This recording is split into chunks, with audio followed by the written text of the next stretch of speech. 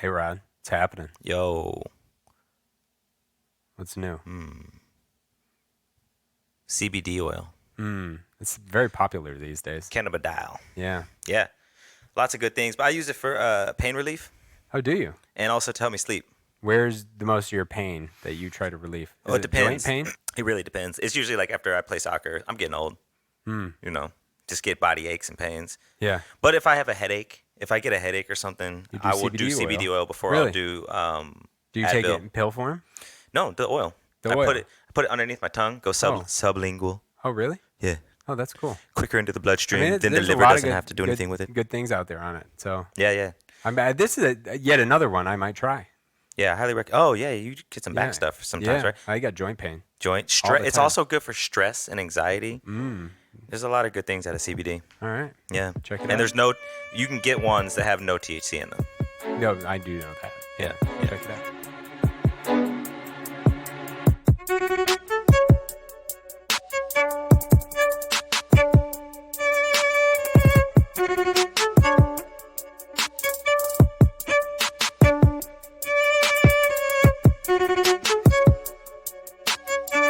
Welcome back to the More in Common podcast. This is a place for genuine, authentic conversation where we like to explore the fact that we have more in common than that which divides us. And once again, it's me, producer Rob. Trying to find another tagline for me to draw you guys in. Oh, wait. It's Black History Month. And also, a reminder that George Washington Carver has, not really has, I think, yeah, he made peanut butter. That's going to be my contributing tidbit fact to draw you guys in to listen to the podcast more. But that's beside the point. We got a review for you guys. It's from Graham, our previous guest. I was blessed enough to meet Rodney and Keith a few months back through our mutual work on bridging divides. These guys are true to their brand. This is genuine, authentic conversation. The taping of our episode felt more like old friends getting together to banter than it felt like an interview. And I feel like I've learned more than I've passed along. Thanks, guys, for all you do to move forward, to listen first, move it forward. Graham. Hey, thanks, Graham. Don't forget that this is still the first season of 2020 that we've dubbed Decade Possible. And season 1 is all about pursuit. Remember, you can find all things More in Common at moreincommonpod.com, episodes, merchandise, and our blog. And definitely, if you like what you hear, give us a like on your favorite podcast app and leave us a review. We'll try to read it on air as soon as we can. On today's episode, we have Athena Kavis. With Athena, we talk about a multitude of different things. How to be an entrepreneur, how to have a really good vision for life, and how to secretly do things with your parents even though you have to move forward and fear that they may never talk to you again. It sounds more scarier than it actually is.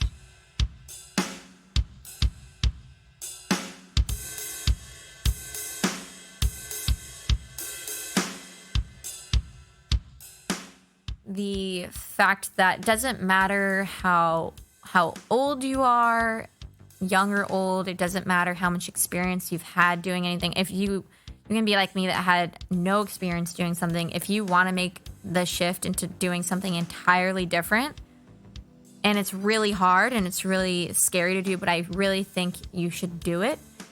Even if everyone's telling you not to, if you have that feeling deep down that there's something else you want to do that you're passionate about, or that will help you live the life that you want, I'm telling you, you need to do it no matter what excuses you can give yourself in the long list of things that could get in the way.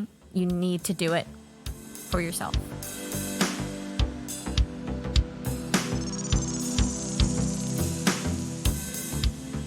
It was really hard, and it was the wrong way because I didn't just say, like, goodbye before, like, here's a big hug, I'm going to be gone for, like, the next however long. I just kind of left. So it was wrong, but I was scared. I was such a chicken to have the conversation with them in person. If I was to go back, honestly, I don't think it would have worked out because then I would have gotten scared to go. I'm glad I did it the way I did, even though it wasn't right.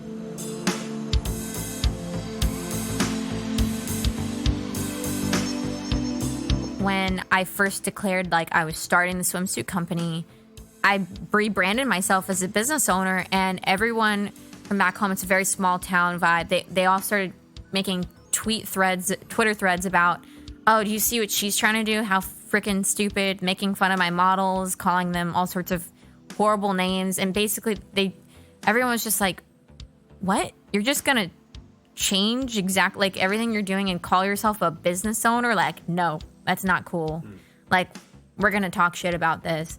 And that also is another thing that like made me want to prove everyone. I was like, why can't I? Just because I'm a girl and because I'm 18, you're like my people from back home.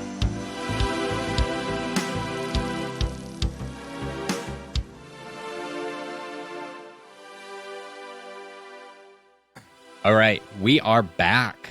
Today we are with Athena Kavis. Athena loves to travel, read, listen to podcasts. She was born in Florida and now lives in California. She is a serial entrepreneur. Before moving out to California at the age of 18, she started her first company, Swim Szn. That's SZN, season, which I love and just learned. She grew Swim Szn from ground zero up to making $25,000 in just the 5th month alone by running influencer marketing campaigns. A year later, Athena decided to sell Swim Szn to pursue her passion for growing other businesses. She started off her new company, Kavis Management Group, in January of 2018 and quickly began offering her business expertise to clients to facilitate growth within their industries. Currently, she has designed over 50 different websites for clients, founded My Meraki LLC. It's a CBD, I forget exactly what cannabidiol company that's in 55 retailers.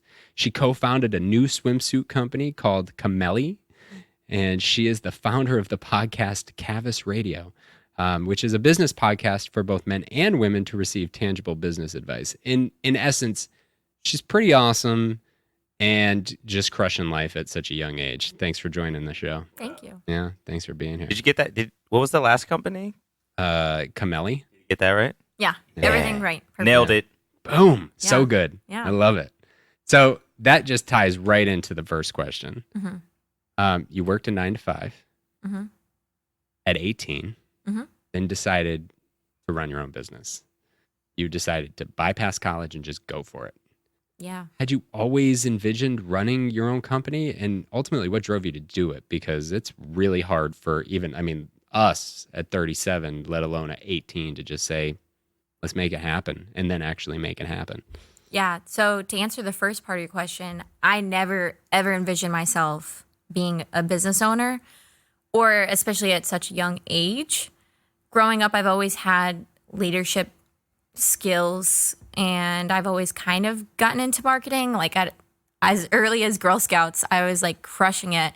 I was always selling the most cookies, coming up with all the different ways to sell them, bugging my parents to help me and, reach out to their network at like 6. And I got if Girl Scouts paid the girls, which they can't, I would have had a lot of money from like the age of like 6 to 10.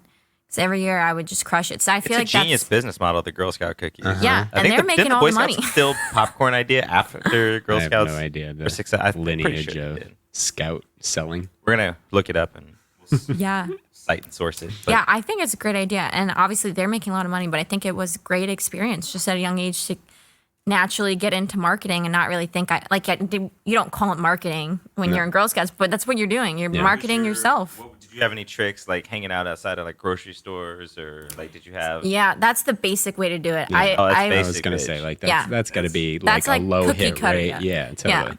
Yeah, That's no. like, I'm a cute kid, buy some cookies from me, right? Yeah. I mean, that does work, but the way I went about it, I asked my neighbors for their golf cart and rode around the entire neighborhood for like 2 weeks. I asked every neighbor to buy cookies, and like almost everyone did. And it was a large neighborhood. Every house was like 2 to 10 acres apart. So that's why I needed the golf cart. My mom had to drive me. I wasn't old enough to drive the golf cart. Like, baller. Yeah. And my mom would like roll up for me. She's like, go out, do your thing. And then I'd be like, holding my box. Do you want to buy Girl Scout cookies from me? And they're like, oh, you're cute. Here you go. Yeah. Like, everyone Actually did. hustled like in our offices. I've seen people just bring in like a sign up list, and people will just For their sign up. kid? Yeah. That's what my dad did for me too. Did that? I made him do that stuff for me. Yeah. I was like, Dad, can you go to work and tell everyone? And he had a sign up list. You had that. You were out on the street I was out in the streets. But hustling like that is hard at that age. Like I remember selling magazines because that's those magazine raising. Like I was no good at it because I always felt bad asking. Yeah. But I would. I didn't care. Thing. Yeah, see, that's I the didn't. key. Yeah, and I'm shocked I didn't because now I'm a little more reserved with like bugging people to buy things. But when I was so young, I just did not care. I bothered everyone. That's where you got your start. That's where I got my start. I still at that time though, I never thought like I would start a business. I thought I was going to be a vet because I loved all the animals. And so that's what you would, if that's your answer to. Yeah, the question really, I always wanted to be a vet.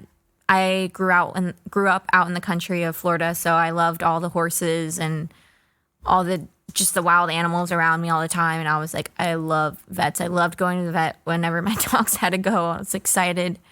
And it just never really happened. I think like when high school started, that's when I was like, and I don't really want to be a vet because I don't like blood and I don't want to put animals down. Yeah. And that's when I was like, realize it's not as cute and fun as I thought when I was 6. Yeah. So a lot of sense. That makes a lot of sense. It's like I used to want to be a marine biologist, and then I realized I'd have to spend a whole bunch of time at sea doing research and calculating, like not actually just playing with dolphins. You know, my brother like wanted to be a marine biologist. Yeah. It's not not as easy as it looks. Yeah, exactly. Yeah. Yeah, it's not just getting thrown up in the air. Right. Yeah. And also back in high school, and middle school, in middle school, another thing that like now I'm like, wow, I can see how I like wanted to start a business. I had raised like $1,000 for Relay for Life. Have you guys heard of Relay for Life? No. They're partnered with, I believe, St. Jude's. They raise money by doing some sort of marathon every year with the schools. And I raised money at the time. I also thought I was going to be a ballet dancer. I was a ballet dancer my whole life growing up as well. And I organized an entire show on my own, had all my friends perform, got permission. Did you choreograph it? Yeah, I choreographed some parts of it, and I had everyone perform their own solo. I asked my studio to use their performance center for free because it's for raising money. And of course, they're like, yeah, all the money went to. Now, when was this? How old were you? I think I was 12 or 13 at the oldest. And I organized the whole thing. I had all this cash. Everyone, it was just donation only, which actually worked out better than having a ticket price because some people donated a lot. So like, this is a good cause. This is organized by a bunch of middle schoolers. Yeah. So that was another thing that now I look at. Is that just natural? Did you come up with those ideas, or did you? Yeah. Yeah. Well, in school they were like, you don't have to, but can you raise money for this organization? I was like, yeah, I will do it from dancing and organizing it with my friends at dance. Because at that time, I didn't feel like going around and asking for money like what I did with Girl Scouts. Yeah. It was more of just like watch a beautiful free ballet show that you can choose to donate to. Right. So, That's cool. But even at this point, you weren't thinking about starting your own business. No, not even a little bit. Even though you would already you're showing signs of an entrepreneur. Yeah, I'm showing signs. How did for your sure. parents let's talk about like what was one, you talk about your dad at work, like what did your parents do, and did they have expectations of you going forward? Like did going that to college kind of set your mindset on what you thought you would do at that time? I'm really happy that my parents never put like a certain career they thought was best for me, because I have a lot of friends that had that experience where it's very pressured. I just had the pressure to do straight A's in school, go to the best college, and get a degree in whatever it is I loved. And thankfully, my parents didn't care what that would be in. And at the time, growing up as well, like middle school and high school, I thought I was going to be a ballet dancer. So I was looking at going to ballet, getting a degree in like dance. So my parents, even though they know like dance isn't profitable, they know that's what I love, so they wouldn't mind. They still expected straight A's, like the best college, and just being disciplined and focused. And my mom, growing up, she worked a lot with me and my brother and I in the school system. She would always just like be like the substitute teacher. So that was like her career. She was more of like a stay-at-home mom, whereas my dad is like a leading expert in his industry. He's like the number one guy for cloud computing technology. He's his resume is, or his bio is so long. I don't even know how to say all the terms in it, but he's sold startups. He works with Amazon, Google. He's like the chief computing something cloud at Deloitte. He's like the top of the top in his industry. He has a best-selling book on it. He's in all these universities with his book. People like if you're into cloud technology, you know who my dad is. And he's like that popular. He's like, doesn't have social media following, but he's like, those people that are like famous offline. Yeah, that's my he's dad. got like real clout. And I didn't even know that growing up. I knew that he was obviously like successful and like, doing well, but I didn't, because he was so humble. He wasn't like, hey kids, I'm the best at what I am. Like, everyone loves me. Now we do joke about those things. Whenever I see him, he's like, yeah, everyone knows me. I'm so cool. I'm like, you're awesome. You have the right to say that. You've worked hard. But yeah, growing up, he was never like. So what did you see? You just saw him working hard, or like how did? Never home. He still isn't. He's trying to retire, but he's gone Monday through Friday, traveling, different state, different city every day. Gets home only home on the weekends with us, and I know that was really hard and sad. Because like he was like my best friend growing up, so it really sucked on the weekends. It's the only time I got to hang out with him. But just seeing him work hard like all day, every day for. So you missed him during the week. How did that, like, what was that dynamic? Like, did you talk about that with him, or did he talk about it with you, or what was the? Yeah, we never talked about it, and obviously it's because I respected it and knew that like he was the one paying the bills, and so like, but yeah, I mean, I was always sad, and I was always excited for him to come home and show him like my report card for the quarter, the semester, and be like, this is what I did while you were gone. So it wasn't really like hard. Obviously, there was a lot of missed time, but when I think he it was didn't really home, affect me. It was good time though. Absolutely. Yeah. So that's Exactly. the key. There was a recent study that I like to often quote that a child whose parents or any parent works 9 to 5 is miserable at their job, but is home a lot. The child experience is actually worse than a person who's home for a parent who's home for an hour, but that time is an hour worth spending. And they love their job. And they love their job. So it ends up being a much healthier relationship than with the child, because you're demonstrating and showing a much different side of life, and you're happier in general. Well, there was another study where they asked children, like, what do you want?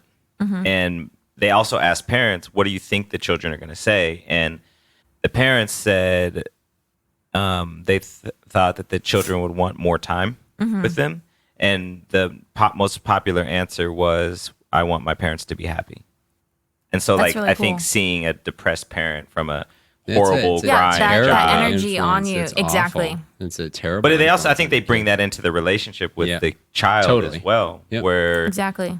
they're not really there. They're like projecting it on their kid. For sure. You're angry. Yeah. Maybe, you want to take a nap. Maybe you're not there because you're tired and drained and you just want to turn the TV on and Pop a beer. Right. Yeah.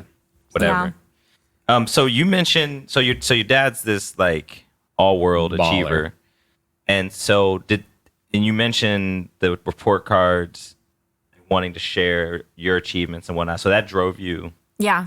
I still try to do that. So you mentioned it earlier. So it's kind of a version of a chip on your shoulder, but you're not trying to prove it to the world. You're trying to. Are you trying to live, like, is it an experience of trying to live up to him, or just trying to say, In a way, yeah. yeah.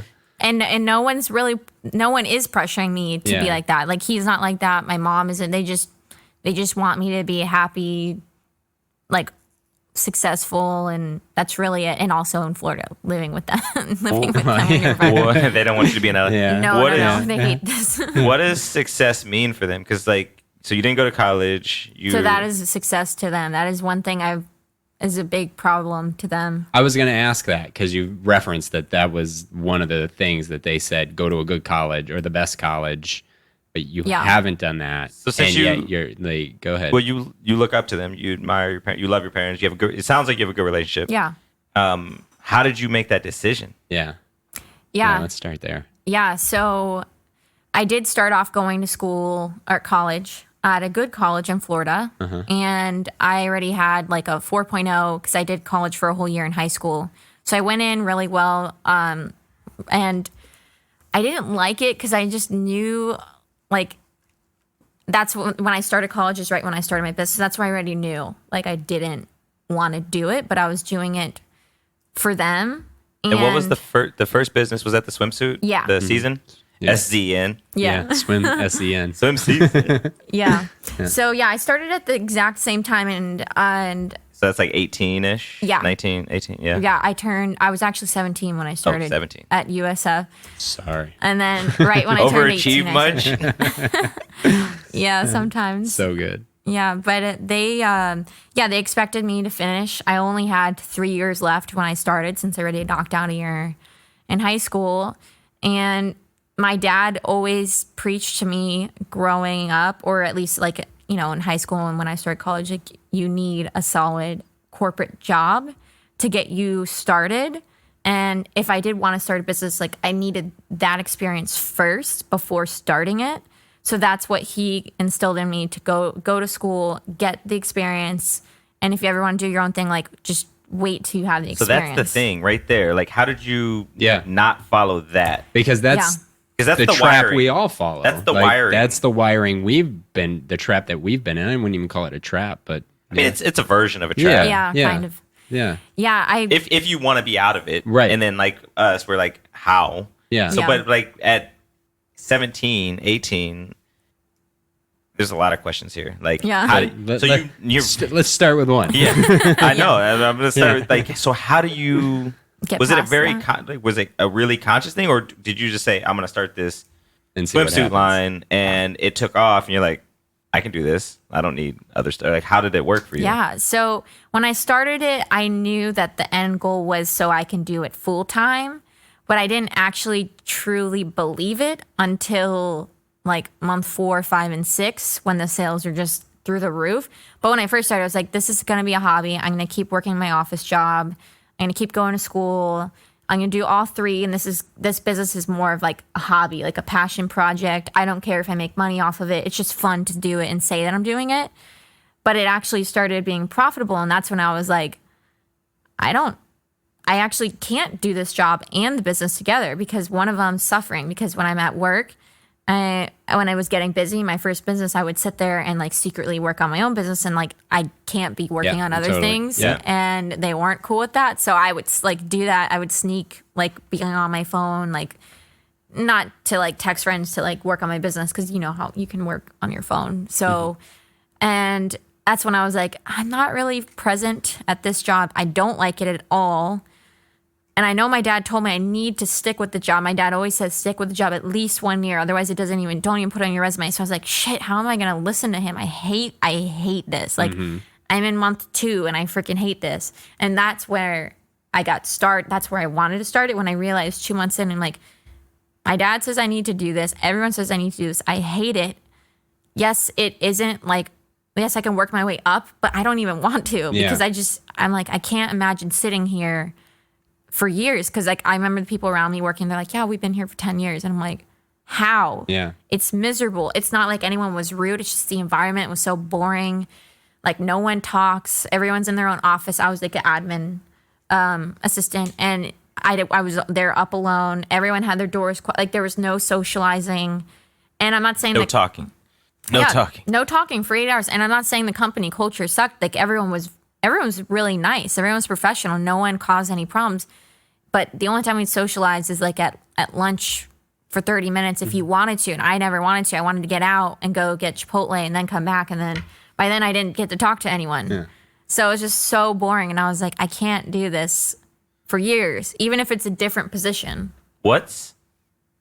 I know you have a question, but I'm just waiting for her to go down this train, because we're getting there. What's success for you? So for them, it was like college, get a good job, get a steady corporate job, and then do whatever you want. But what does success mean? You to you? jumped ahead.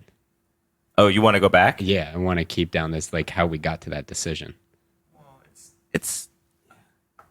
I don't. We'll get there. Okay. What does success mean for you?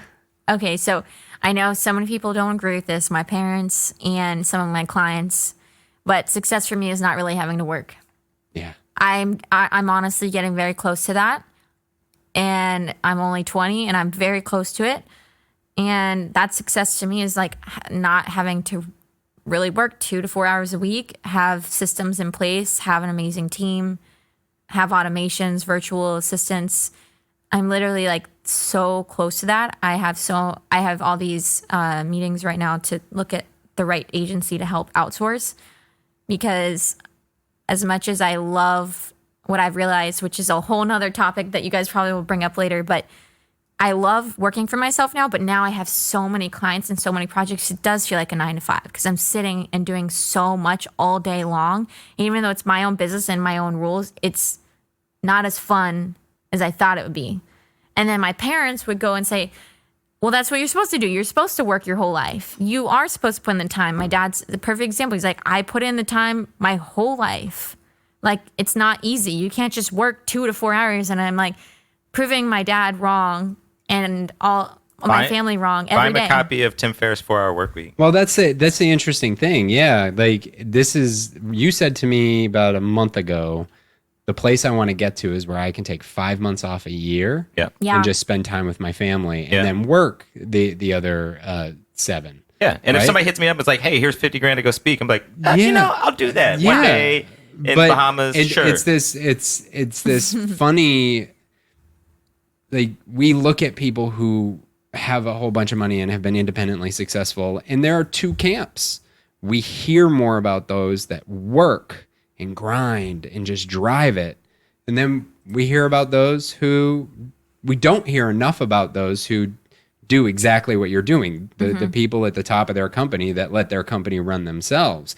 They travel, they do these other things because you're financially independent. You have these flexibility. Like, that's where a lot of people, I mean, listen, I like work to stay stimulated and to stay engaged. But the point of it is to get money to live the life you want. Absolutely. And some people love to work. Yeah. I love your definition of success. I don't see anything wrong with it. And also I don't see anything wrong with your dad's. Like, I think Yeah. I think my dad would I agree don't with think that. anything's wrong with it either. But I also think it's really hard for my dad and people from his generation to accept this, because I had a client who had a conversation I have this with conversation me. with my dad all the time. And it's because back then they didn't have the resources and tools to have a 2 to 4 hour work week. So, like, I could see why they can't understand it and think it's lazy. But it's really just working smart and like thinking smart, like thinking outside the box. And like, we have so many tools and resources as millennials than our parents did. So do you think it's a little bit of envy, jealousy? Like, I had to do this, so you have to do this. Yeah. Like, I think it's a little you have bit. to pay your dues, and like, paying your dues could probably be 100 different ways, but like, I had to put in 40, 80, 90 hours a week for 20 years. So if you don't do that, then your success isn't equal to mine. It might be envy, or just like the term I hear is lazy. Oh, it's lazy. I put in I'm a hard worker, because their definition of hard work is putting in all these hours to get, whatever amount. And then I think it's still just as hard working 2 to 4 hours a week. It's just being smarter. So it's a difference between widget building and the digital revolution, right? Yeah. Like, you have the industrial revolution, which required man hours, or woman hours, right? Well, I guess man hours at that time, right? Boom. But now we're in this digital revolution that allows us to scale our time, resources, and availability to do more of what we want and less of producing for that functional day to day. And it's a shift, especially a generational shift, that is harder for products of the baby boomer generation. America's actually fallen behind. And I think it's because of that old mindset. I was just talked to a friend who left Microsoft and went to a startup in the Bay. And he's like, the rest of the world is kicking our ass in digital transformation. Yeah. Like, and I was thinking about, like, they don't have the infrastructure. They don't have the old school mentality of like, this is the way you do it, because they weren't doing it. Right. So now this digital era, if you will, is allowing them to catch up and surpass where we are, because a lot of people are like, oh no, that's not how you do work. Yeah. Interesting. Yeah. I agree. So I want to go back to how your dad is a strong influence on everything you do daily. And you conflict with him. And it started with the decision to not, one, quit the job, and two, not continue college for this, for the business. Yeah. So how did you come to that? Like, how did you reconcile that and then tell him about it? Yeah. And here, let me think back. Yeah. So I remember when I told, so it's a little bit of a long story, but just to start it off, I remember when I told him I was starting a business and he said, "That's fucking stupid." Really? That was the straight up And reply. I was like, I can cry right now or I can get really pissed off. And it got me really mad. And it ended up working out well for me because it kind of was like, I'll show you kind of thing. And So Chip, I thought I sensed that. Wait, did you anticipate that response? no, I thought it was going to be like, oh, that's awesome. I'm happy for you. Like, just keep doing school. I thought that's what it would have been. I was like, that's fucking stupid. He was like, you have no experience. You haven't read any business books. You haven't gotten to the business courses in school yet. Why? You haven't checked all the boxes. You haven't earned the why right would to you do start? this. You haven't had a job that had to do anything with business. Like, it's not a good idea. You're going to waste money. And I was like, but hear me out. It's pretty low risk. And that's the other thing. Starting an online business is lower risk than brick and mortar. And Yeah. that's probably what he had in mind. Yeah. Like, you do need capital to start a brick and mortar A location. lot of it. Yeah. Yeah. And I didn't have any capital. I started with $200. And You went from $200 to $25K a month. well, I put $200 in and then, yeah, I was making $25,000 in sales. In 5 In a month. months. Let's be very clear. So you didn't anticipate your dad's answer. You got angry, and you're like, "I'll show you." And everyone, I mean, my boyfriend at the time too, he's like, that's fucking stupid. Everyone literally told me that was fucking stupid. And I was just so angry. I was like, why can't I? There's literally no risk of $200 that I'll make back. Was there with my anybody stupid that was job. like, "Yeah, do it," other than No. you? It's No so one. interesting Not to a me. single person in my life that mattered. Interesting. So you got this response, which I find to be a very normal human, like, do what I say, Yeah. not And it's like, because they are worried for me. Yeah. They don't want me wasting my money. but at the same time, like, Waste $200. taking the sales pitch of it's only $200 capital and I still have a job and I'm still going to college. So what's the Yeah. downside, right? Yeah, no. Well, I what was thought the same thing. initial Walt Disney? What was he asking? It was like $25. Was I the know. initial investment he was asking for, Yeah. and people were like, "This is stupid." Yeah. Like to build Disneyland. Yeah. So you got that response. Yeah. Yeah, and that really did upset me, and I'm so glad it did because I was just like, I'm gonna show you all, like, You all. this isn't, like, it's not true. And so I still going to school, and then slowly you would see my grades going down because I was putting all my time into my Yeah. business. I was secretly not going to class, Been there. and Huh, yeah, I was doing It that, was but I didn't bad. have a business. business. Yeah. oh god. Hey, I don't blame Yeah, you. I don't yeah. like school, but yeah, I mean, at least I was like, I feel bad now that I've wasted my dad's money for a whole year at university and But you paying could for me to pay live there. back Back. off of like a month of revenue. Yeah. Yeah. So yeah, that I have goals to repay him, and I'll do that soon. But yeah, I was wasting my time. Not wasting my time. I wasn't wasting my time, but I wasn't going to class. I was working on my business all day long. And yeah, month 5.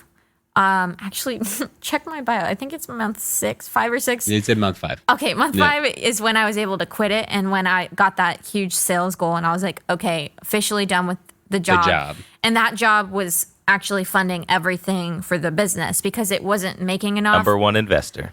Yeah, it wasn't making enough to just keep everything. And I was smart at that age to be like, oh, wow, I'm actually making an extra 400 or 500 off of this business. Why not just keep it? Instead, I was like putting it right back in, plus the money I was getting from my job, which just wasn't a lot. I think I was making like $1,500 to $2,000 a month. Yeah. So, but everything I got, I put into that, which was really nice. And obviously did help that my parents did at the time help pay for school and my bills.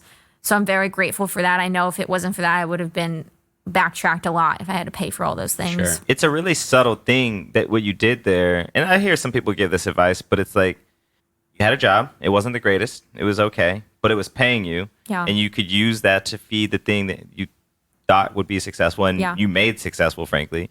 And then when it paid off, you could quit the job. And a lot of people are like, nah, you just quit the job. And it's like, maybe for some people that's a thing, but Yeah. you can also do both. Yeah. Yeah. Yeah. And so the first thing I did was I quit that job at the end of month 5. And I told my dad that I'm quitting. And he's like, maybe it is working out for you, but you should stay there for at least a year for your resume. Oh. And I was like, Dad, I Check the hate box. it. I Yeah. freaking hate it. I was like, I can't stand it.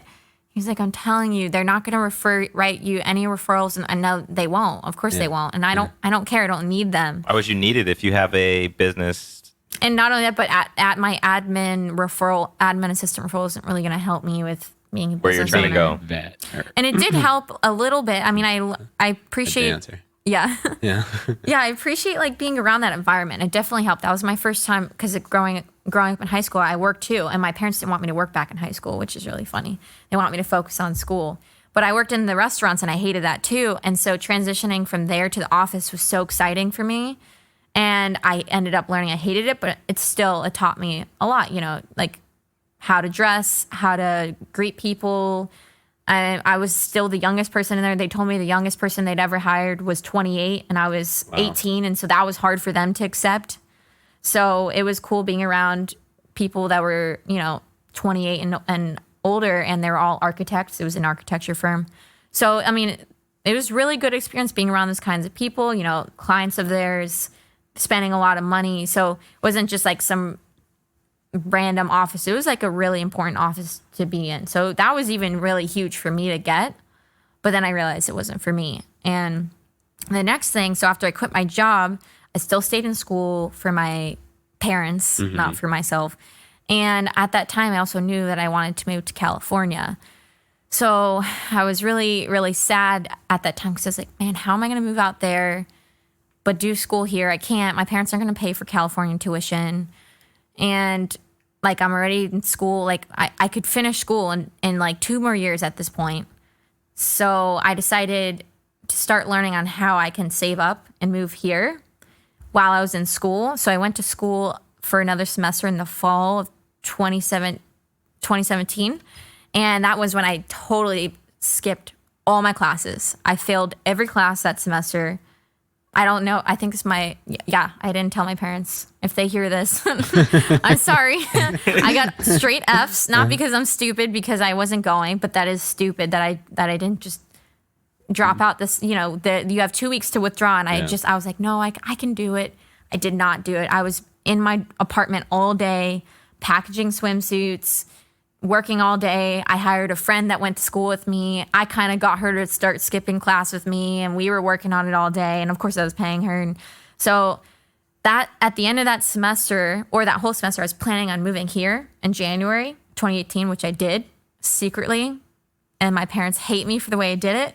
I'm really sorry for what I did to them. But that whole semester, I was just plotting my escape and not even telling my parents properly because I was so scared. Yeah. What were you? There's a lot of pressure to stay in school. And to move here, which is another huge thing that they still don't support. So they don't like you living in California. No. Is it because Why? you're not with them, or is it? Is it social reasons? I don't know if you know this, but everyone who's not from here, doesn't live here, hasn't visited, thinks that it's ridiculous, the taxes, the extra costs, the cost of living. I live in Cleveland. So anybody who's not from or has never visited Cleveland thinks Cleveland's a rat hole. Mm-hmm. Right? It's not So true. totally I will get vouch it. for the Yeah. city of Believe Yeah. Land. Yeah. Yeah, and it is more expensive, like Right. a lot more expensive Totally. than Florida. But it's doable. But it's doable, and I prepared for it, and that's the thing I was telling my parents, like, because I flew out. The reason I fell in love with California because I flew out here for a photo shoot for my swimsuit company because all the big models live out here, not in Florida. And I was like, wow, I freaking love it here. The energy here, the people, like, there's opportunities. Vibe junkie. Vibe. Yeah. The vibe Yeah, was good. the vibe. And I was like, I love it. So I got home and I was like, hey guys, like, I love California. I might want to move there one day. They're like, no, it's so expensive. You won't be able to afford that. You don't even have a job. Because I was, Right. my company didn't count to them. Yeah. And they're like, Which it doesn't to a lot of people. Yeah. Oh, Right. Yeah, it's just a hobby. It's like just a thing. Yeah. Is Like, that Yeah. like it's making me just, 25 grand a month It's a passion project. versus That's two- so cute. like 25 grand versus, I don't know what the profit margin is, but still 25 grand versus 2 $18,000. grand. Yeah. Yeah. It's So, pretty- I mean, So, you're slim you're profit margin. 9xing your job income, Yeah. but it's still not a job. Would I mean, you- and I'm not berating your parents here, Yeah. but that's just a mentality Yeah. that often is the case, right? Yeah. Yeah. And Yeah. Would you, wait, and- real quick, would you consider yourself a rebellious child? 100%. Yeah. Yeah. Yeah. Okay. Not a rule follower. Because I think either one of us in that same situation would not have followed that same suit, just being a rule follower. Yeah, the only one that I broke was the LA one. But Yeah. that wasn't really my parents. That was just Yeah. like people around my family. Yeah. They were like, oh, gang city. Yeah. Yeah. You're going to be in a gang. Yeah. But Yeah. so you're rebellious. However, you do respect and love your parents. Still respect And like, them. Yeah. Yeah. And their opinions. and so moving out here for you was like you were plotting it and you had to plan it and not Did tell you tell them before you moved or after No. you moved? After. Yeah. Yeah. So the way, I mean, I'm sure they saw it coming, but when at the end of that semester, I did tell my dad that I was going to take a break from school. And he was like, gave me the talk how it's not a good idea, but I see your business is doing decent, work on it for a little, figure it out, then come back. And I was So like, sure. he was more supportive now at Yeah. this point. At that, Oh, I showed that's him good. everything and he was Yeah. like, not bad. That was another thing that pissed me off. I was like, not bad. He said not Yeah. bad. I was like, Well, I don't know any other 19-year-olds at this point that have done. And he was like, but he's still to say, I mean, it could you be better. said Coming that in the from- beginning, though. You said that in the beginning. What keeps you going? Your parents always make you feel like there is more to be Yeah, had. and I like that. Which also ties back to, I'm curious, like, how much does that keep pushing you once you've achieved your definition of success, right? Like Once I'm there, I'm well, it won't I'm have good- to. I'm good At to go. that Yeah. point, why Yeah. would it have to? Like, yeah, but Yeah. there's still like the mentality of more profits, more can be done. You can get bigger, you can run more businesses, you can do all these things. Like, are you going to be able to flip that switch? but she's Yeah. doing Yeah. it. Yeah. And we're that's gonna the get thing. into that. We're gonna I'm talk happy about how. they've never said like you're done or that's amazing. Like good job, sweetheart, because then I feel like I would Get like settle complacent. and get Yeah. comfortable. Yeah. And so I know there's still a lot more to go. And then I have people all the time saying like, "Wow, you're already doing good for you." It's like take a break, and I'm like, no. Yeah. And that's the thing. Like they've kind of helped me. I don't know if they're purposely doing it. I feel like my dad is. I don't know. He doesn't really. We haven't talked about it, but it keeps me staying from the whole comfortable. Yeah. Oh, I've And it's achieved this. also- Now I I can love just that. hang out. From that's a fucking stupid idea To not bad. go It's give it a pretty try. big, Like, that's a big concession. I was I mean, still I'm angry. I though. know. I wanted Yeah. more. It would You still wanted piss me more. off, like- but I'm Yeah. like listening to it as a third Yeah. party. That's like not. I'm like that's a Related. huge change. Yeah. And at that point, it was about a year and then 2 months that I started it. And I was like, I'm done with school. And so I broke the lease that they got for me. I got someone to take it over. So I was totally free to move to California. I had no lease I had to worry about, no classes. And they just thought I was moving back in with them. Because then from my apartment, I moved everything back in with them. But then I started packing everything into my car and secretly. And it was January 15th that I was like, I'm flying to LA for a photo shoot for work for the swimsuit company. That was right before I sold it. And they're like, oh, okay. Cause I actually flew out to LA like 3 times that year. So they thought it was just me going Just to going a to photo visit shoot. again, yeah. So what I did, and my aunt helped me out. I was like, hey, I'm moving. You can't tell mom that you helped me. That's your mom's sister. Yeah, she doesn't know still. And I was like, you can't tell her, but I'm going to get my car picked up here from a shipping company and I can't leave it at the airport and I can't leave it at my parents' house because they'll see, can you take my car and just give them the keys? She was like, fine. I was like, thank you so much. So the next day when I got into LA, she gave him my keys. They shipped my car here. I paid for it to get shipped here. And I was staying in Airbnb for like 2.5 weeks, just apartment searching. And I even told my parents I'd only be gone for a week. So then at that point, my mom's like, what? And you were where living can I at go? home no, you were in an apartment at this point, so you weren't living at home. No, she was at home.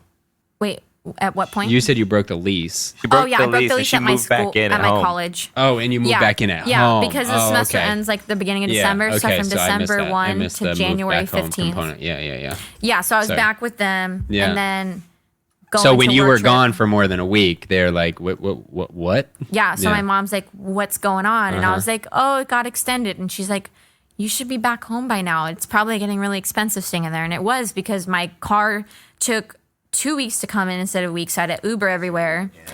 And the Airbnb wasn't cheap. Yeah. And I still saved like the whole last year before for it, so I was okay, prepared. But my parents didn't know that. They're like freaking out for me.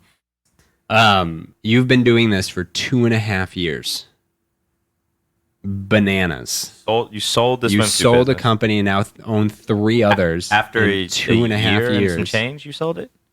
A year and a year and There's like too many 3-4 businesses. months. I can't even. I don't know. And- Like barely 2, not even 2 years. You've had to overcome the pressures of your parents, and good for you. Like, that's a hard decision to make. And I don't know. I'm 37 and I still I deal honestly, with parental like, issues. I'd love to. No joke. But like, literally, You're I'd further love ahead. to say a lot of us can learn from that. I think that's a special characteristic. And your parents, I wanna be positive about your parents here for a second. Not that we've been that negative, but they gave you some serious skill sets to be able to make that choice, like financial responsibility and understanding. Giving you that space to pay for college and like allow you to do with your money as you wish. Like, that's an Education. amazing. Like, you're obviously intelligent. Yeah, like AF, as the kids say. Thanks. gave you a lot of tools to allow you to do this. And like, Yeah, they mom really and dad, like, be proud of yourselves, because that's an amazing thing.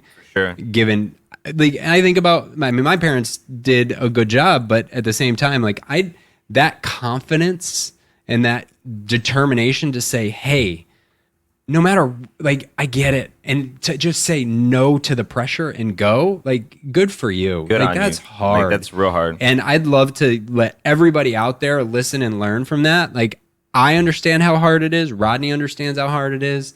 And I think you even understand how hard it is.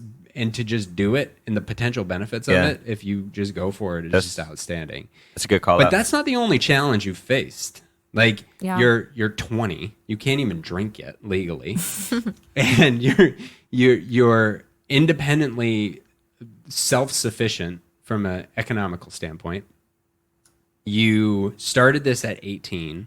You're a female. Like, You're a woman, yeah. these are, like, how you talk about it in a lot, probably in other venues, and I've read these struggles, but like, go into that a little bit more detail than maybe you have in the past on what that's actually looked like for you. Yeah. I feel like the biggest struggle is, I mean, being a female business owner is very challenging itself, but it's more of just being young. Yeah. People are like, where's your degree? How long have you been doing this? I really haven't been doing it for this long, but my portfolio speaks for itself. But So is that like potential clients or potential clients, just haters in general? haters, and even old friends and people from back home. And that was another thing. When I first declared like I was starting the swimsuit company, I rebranded myself as a business owner, and everyone from back home, it's a very small town vibe. They all started making Twitter threads about, oh, do you see what she's trying to do? How freaking stupid, making fun of my models, calling them all sorts of horrible names. And basically everyone was just like, what? You're just going to change exactly like everything you're doing and call yourself a business owner? Like, no, that's not cool. Like, we're going to talk shit about this. And that also is another thing that like made me want to prove everyone. I was like, why can't I? Just because I'm a girl and because I'm 18, you're like, my people from back home who By the had way, to say something about it. When Steve Jobs started Apple in a garage, he did the exact same thing. He just said, I'm going to make a computer company. Yeah. Yeah. I'm a and people business were like, owner. What? Yeah. No. Like, that's not okay. And growing up in a more conservatively minded place that is more traditional about the ways of doing things. Florida is definitely you're like going that. to get resistance to say no. That's not the way this Yeah. works. Yeah, and I think I feel like even in a liberal, I don't know that it's conservative liberal so much as it is people that are stuck more on a mindset of Which is when I say Traditionally- conservative, I'm not talking politically conservative. I'm talking about conservative mindset, Oh, which is yeah, more feel of you. a traditional, Right, I see what you're anchored saying. on systems and Yeah. process. Like psychologically, this that is the way. just Yeah, the like you've nature been of it. saying, check the Yeah, box. Like, exactly. oh wait, you need 5 years of this experience Yeah. and this and Yeah. college. You need to build your resume, and then you can start a business. Yeah. Yeah. Maybe. yeah.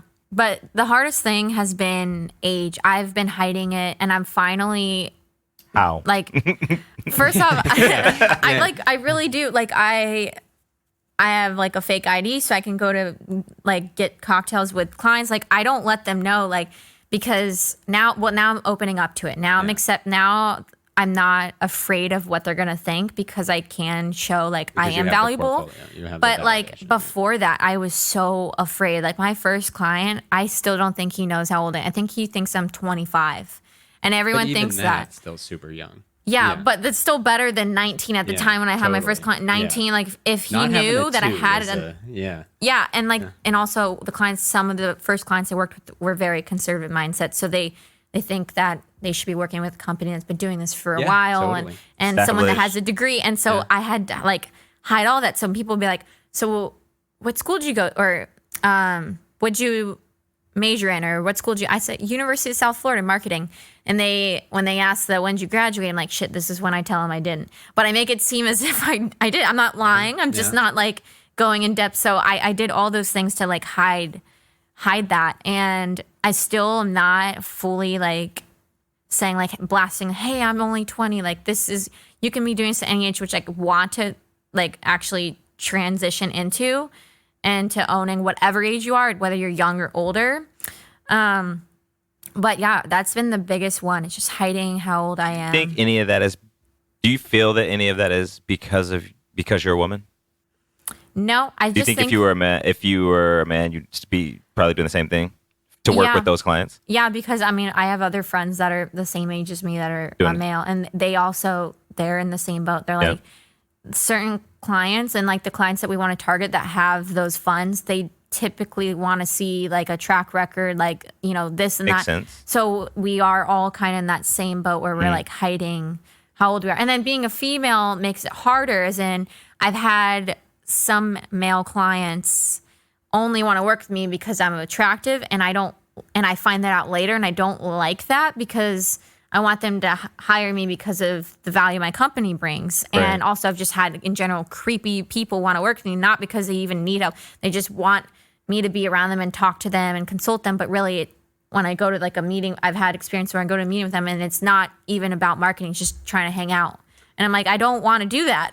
No, it's something we've experienced, not personally, but in the industry that we've been in. Like Rodney used to work for a company, I won't name it, that used to hire attractive females. Still does. And in sales, especially in IT, because of that. Like they're easier to get in the door. Tend to get They're bookish, not nerdier necessarily- guys. Yeah, I mean, and they get this In and IT. it's such a sexist response, and it's capitalized by companies to take advantage of it. And I mean, I appreciate your response. I don't like it, and I'm sure a lot of people don't. Yeah. Right? All my friends and that have jobs or have experience that no one wants that. It's Yeah. uncomfortable. Like, I want, Well, I I've want talked to to be evaluated on my merits, not Yeah, just because exactly. you think you think when you go get a drink with me that it might lead to something. Well, and I've talked Exactly. to some women in that company and others, because it's not unheard of, that are like, yeah, Yeah, take I'll advantage use of it to crack the door open and then show them I know what the hell I'm talking about. Like, absolutely, it's a tool. Like, just like you can go to the golf course to finish a deal. Like, I don't have that. I don't golf.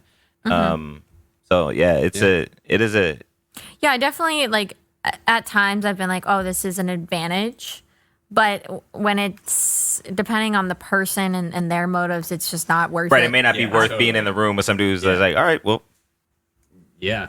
creepy. I'm not I giving can't money, even but go to thanks the for creepy hanging vibe, out. but like, yeah. Oh, Yeah. Athena's going to come visit us today. Yeah. Yeah. What? I've dealt with that, and even if they know I'm young, there's people are creepy no matter what. So, Right. But I'm really lucky that really isn't my biggest struggle because I've just positioned myself away from working with those kind of people. If at the time when I was starting off, I needed every penny I could with my consulting. Every client. Yeah. So I would take those kind of people. But now I'm like, I don't need to work with someone that only wants me to be around them when they don't even really truly want my services. Yeah. So I can do that now. Do you have any other challenge? Do you notice any other challenges from being female, being an entrepreneur? Any challenge? I mean, actually, at times I think it's really not that difficult. It's actually I have more of an advantage because there aren't as many girls trying to do what I'm doing. So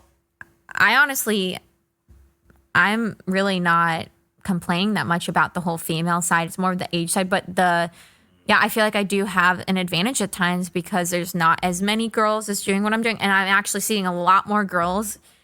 Or maybe it's just I'm more aware, but like I just feel like a lot more women are getting into, being an entrepreneur and not caring. You grew a company.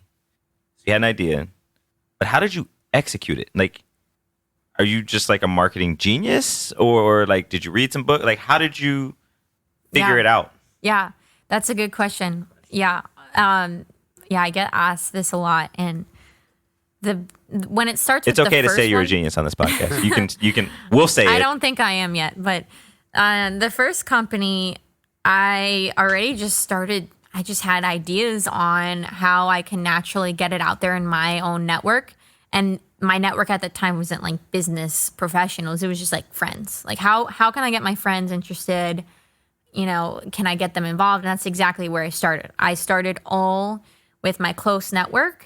And I preach this all the time to my clients and my friends that are getting into it. Like when you're first starting, it is awkward and weird to say I am a business owner now. Yeah, I struggle with it.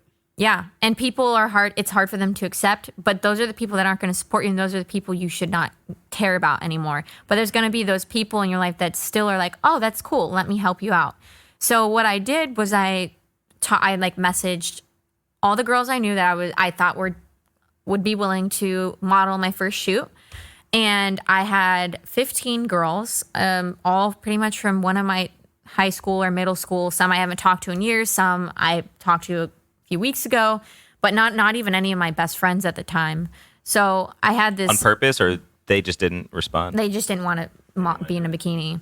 And so I organized this shoot. And then this is another thing that people... Like my friends call me the queen of finessing. I finesse a lot of things, and that's how I've also kind of like the ballet thing with getting the free. Yeah, I still to this day I get the list of free things I get, not just because I'm a girl and it's just I'm smart. It's smart, and I know how to do it. This is why I say genius. Like, and I know you're like not yet, but like even taking an idea and like, oh, who in my network could I do this with and like sell this to? That's how great ideas start. Yeah. And then you executed on it, and which you're telling us about. Yeah. Yeah. And yeah, so I had that first shoot, and then I got a free photographer. I strategically reached out to someone who needed to start her portfolio. I knew she was good, but I was like, Also smart. if I go to someone that's been in this for 20 years, it's going to be $1,000, and I don't have that. I have $200. So I got a free photo shoot. I had everyone go up to the beach.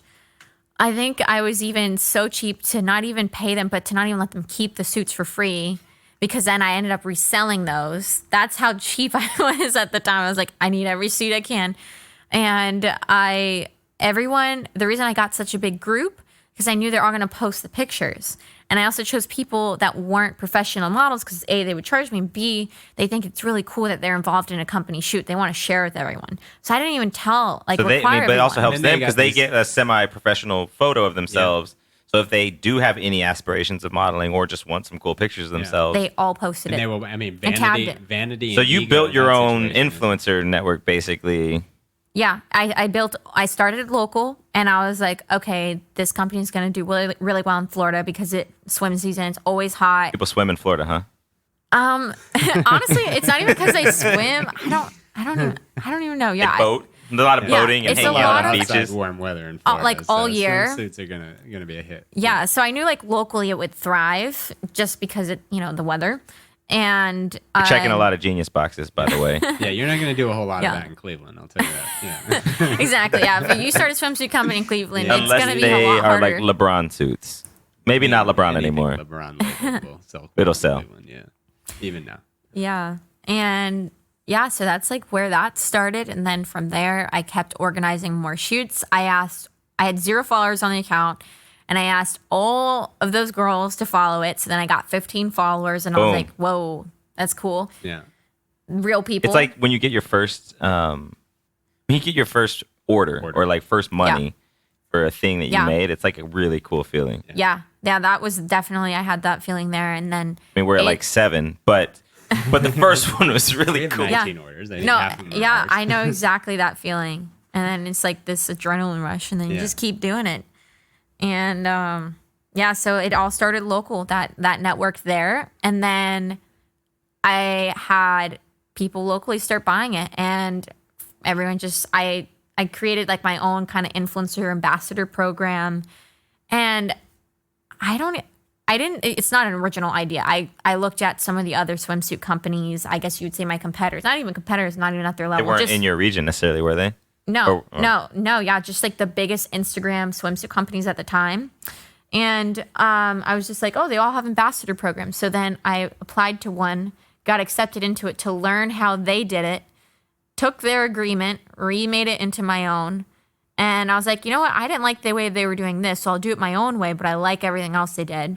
So I knew I wanted to do ambassador program, but I was like, I have no idea how. So then I learned about it from kind of like sneaking into theirs without them knowing I have my own company. The thing about flattery and copying, what's the quote?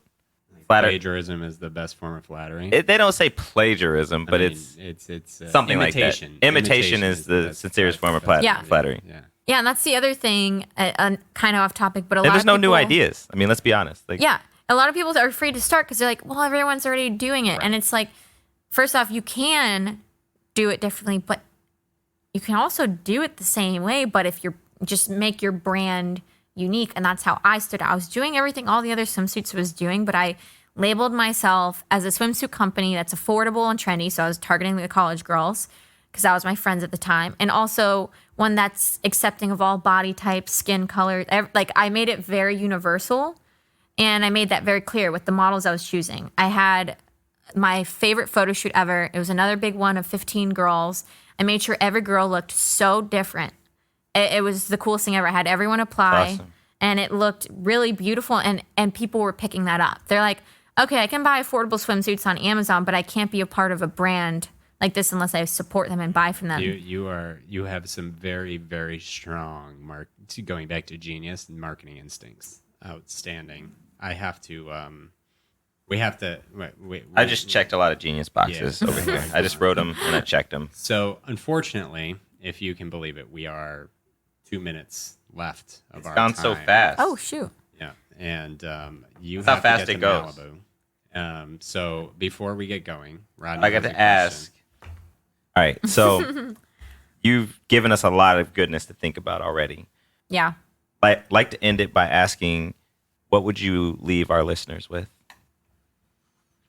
I would leave your listeners with the fact that it doesn't matter how old you are, young or old, it doesn't matter how much experience you've had doing anything. If you're going to be like me that had no experience doing something, if you want to make the shift into doing something entirely different, and it's really hard and it's really scary to do, but I really think you should do it.